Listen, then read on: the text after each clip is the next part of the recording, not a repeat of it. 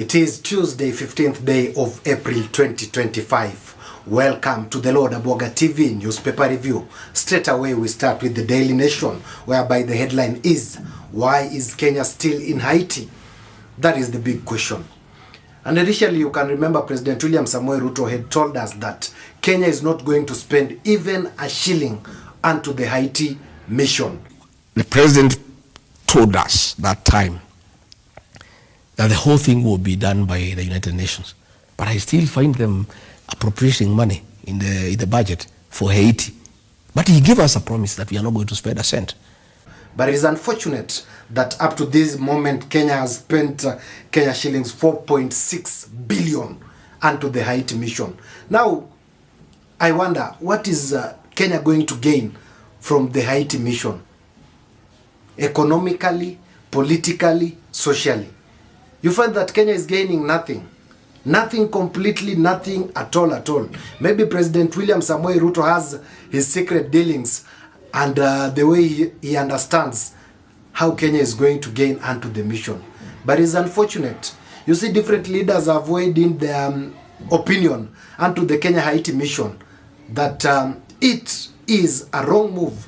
You can remember from former Deputy President Rigathi Gachagwa's KTN news media engagement. He said that he had advised the president not to undertake the Kenya Haiti mission. I sat with the president when he made a decision to take our policemen to the Haiti. And as a former security officer in government, I did persuade my boss that I found it inappropriate and unnecessary. And you can remember during that time, it was Meg White who was the ambassador for the United States of America to Kenya. And Joe Biden was pro the Haiti mission. And I think the former ambassador to the US, Meg Whitman, was very close to the president. I think she's the one who persuaded him. And because the president that one year wanted to look very international, to be everywhere and to look as the new guy on the space, he was willing to do anything to get an international image. The whole thing was misadvised. It was unnecessary. It has backfired. And they were to be the biggest funders onto the Kenya Haiti mission. But Mungu de nani? The Joe Biden led administration didn't come into power. And Donald Trump has taught us a big lesson. That America first. Now it is unfortunate. It's like Kenya tumewachwa kwa mata. Because it doesn't beat logic. Kenya, we have serious security challenges, issues. We have problems like in the North Rift whereby bandits are causing havoc day in, day out. What is the point of us going to help the people of Haiti when we have security challenges in this country? We have problems in the North Rift. We have problems in Wajir. We have problems in Mandera. We don't have enough policemen, to help our security situation in the country. Why should we go to Haiti? We should concentrate our forces to fighting so that our own people can be secured.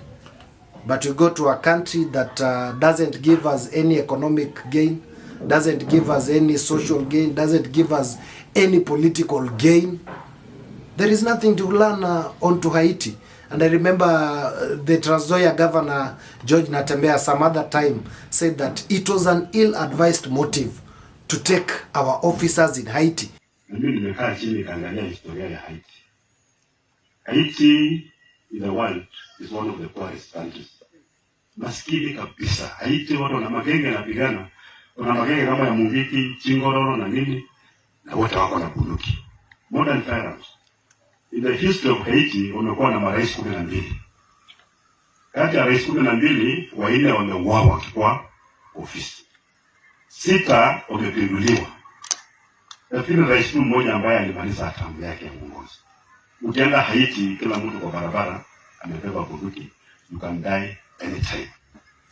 Mimi nimefanya kazi na askari wetu au polisi. Training yao wakienda kule Kiganjo, wanafunza kila kitu.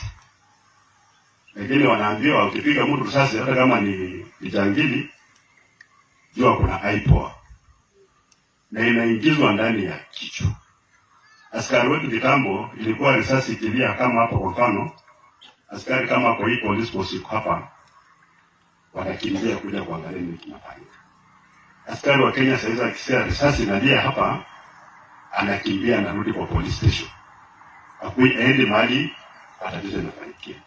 Now those criminal gangs wakikonfront askari na wapigani, na baadaye mwambiwe kwamba askari mmoja wa Kenya hajapatikana, inamaanisha kwamba wakati ile makabiliano walipigana na wakawashinda, mkakimbia mkawacha mwenzangu nyuma. Ndio wasemi lazima mlishindwe hiyo vita, mkakimbia, mkaenda kuangalia nani hayuko, mnakumbuka kwamba kuna mmoja wao ambaye hayuko. Ile vita ya Haiti is not meant for our security officers. Our security officers wanaenda UN mission, wanafanya ile kofia za blue, peacekeeping, hakuna engagement yote na enemy fire kule, wanakaa kule mwaka mmoja ndio kabila wanarudi. Kule wamepelekwa kwenda kupigana na watu ambao hawajui nidhamu ni nini, wanajua tu sauti ya risasi pekee. Because those dreaded gangs in Haiti care nothing. They care for nothing. Their aim is just to kill. They have nothing to lose. So that was an ill-advised opinion. Na niliona the Inspector General of Police Bwana Kanja said that at least Kenyan police, they have restored normalcy. Children can go to school. Activities in that country can move. The airport is opened. Hospitals are now functional. Sambamba, hatuna shida kubwa. Haiti maofisa wetu wanaendelea kufanya kazi vizuri. Kwa saa hizi nikisema wameweza kufanya kazi mingi. Mnajua wakati walienda huko ilikuwa barabara hasipitiki. Ilikuwa airport imefungwa. Port yenyewe imefungwa. Mahospitali yasikuwa zinafanya kazi, watoto walikuwa haendi shule. Lakini sasa hiyo yote inaendelea. But what is its economic implication unto the Kenyan people? Because it is our taxes that is funding that mission. Kwa sababu USA ndio ilikuwa the main funders to the mission, but walituruka tukabaki kwa mata. Now it is up to us, we just struggling there, kwa sababu so far we only using money from Kenyan taxpayers, which is very wrong. And remember, President William Samoei Ruto had promised us that no Kenyan money is going to be spent onto the Haiti mission. Juzi tumeona kuna kijana amerudishwa into the coffin. Another one was lost. At the IG, the Inspector General of Police Bwana Kanja told us missions and efforts are going on to search for him. Tuko na officer yetu ule bado ako missing, na bado tunazidi kutafuta na tumpata. Na tukumpata tutawajulisha pia. Asante sana. But it's so unfortunate because the peace that we are yearning to restore in Haiti is of no value to us. It is just draining our pockets. Hiyo pesa ingetumika kufanya kazi nyingine, ingetumika kununua madawa kwa hospitali. So unfortunate state there. Coming onto the standard, the headline is General's last wish.